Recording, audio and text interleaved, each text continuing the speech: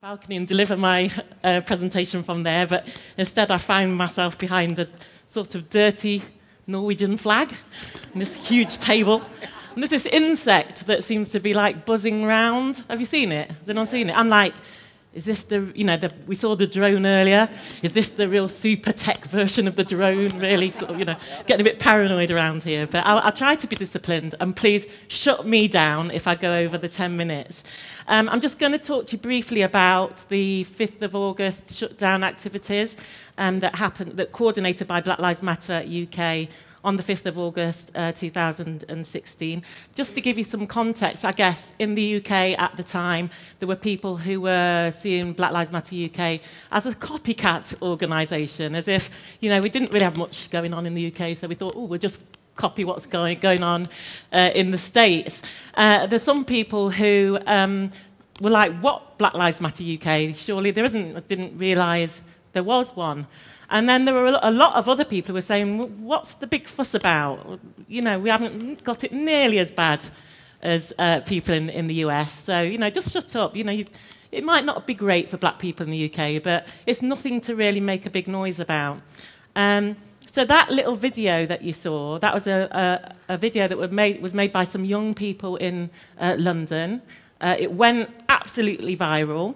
And it gave the impression, although it used this hashtag shutdown, it gave the impression that we were going to have a big series of gatherings, of community conversations, of debates, peaceful marches. So, the state, the authorities weren't too worried. What actually happened is on the 5th of August, Britain woke up to the news that the road to Birmingham Airport had been shut down. And as the morning went on, the road to Manchester Airport shut down. The road to Heathrow Airport shut down. And in Nottingham, which is quite well known for its tram system, shut down. So throughout the morning on national news, this really quite incredible story for the UK. We haven't seen anything like this in relation to the black community for decades in terms of actually shutting down major routes in the UK. So in Nottingham, at the time this news was going out, it wasn't me, honestly. I was one of those ones on the trams, lying on the tram lines. So we knew that if we could hold that action down for 3 hours, then certain UK media have to invite our movement into the studio to talk about what the movement's all about, why we're actually demonstrating, and so forth. So we went out very much with this conviction that we were going to hold down this action for 3 hours, no matter what. And, and we did manage to do that. Whilst we were doing the action, obviously the traffic police came out, but also the protest police came out. And it was interesting because what they decided to do was to erect this huge white screen around the protesters.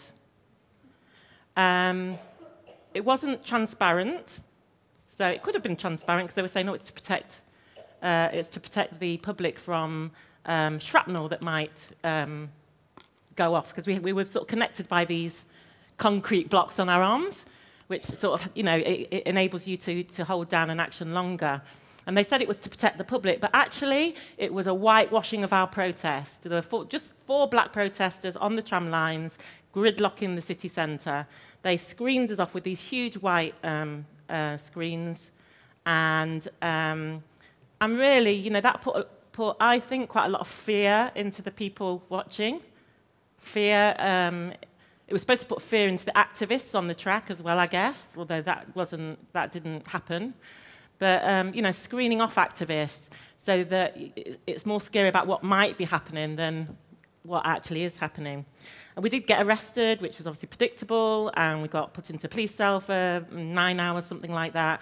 Then we were charged and given bail conditions, and actually I arrived back in the UK tomorrow from this conference. I'll probably arrive back in my house just after midnight, and the same day I go to trial. So wish me luck as you wave me goodbye.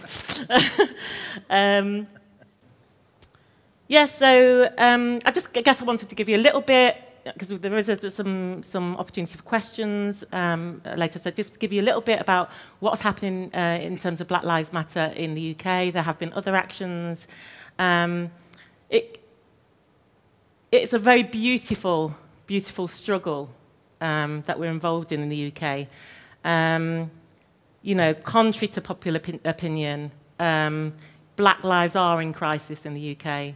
When you look at the everyday racism that we face as Black people, you know, it wears you down. It's tiring, day in, day out.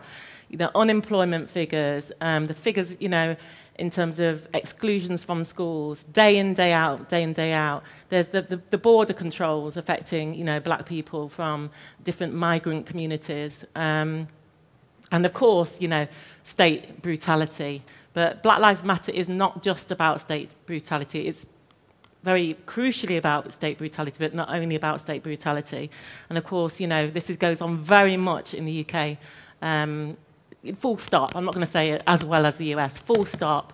State brutality goes on in the UK, and these are the things that we want to highlight as a movement. So I'm just going to be very disciplined now and shut up, and just end on the words of Assata Shakur. It's one of the chants that we do in Black Lives Matter, and I know I've been told that you know, quite a lot of people here are quite shy, don't join in things, so I won't expect you to join in the chant, but I will finish with a chant, which is what we finish a lot of our activities with.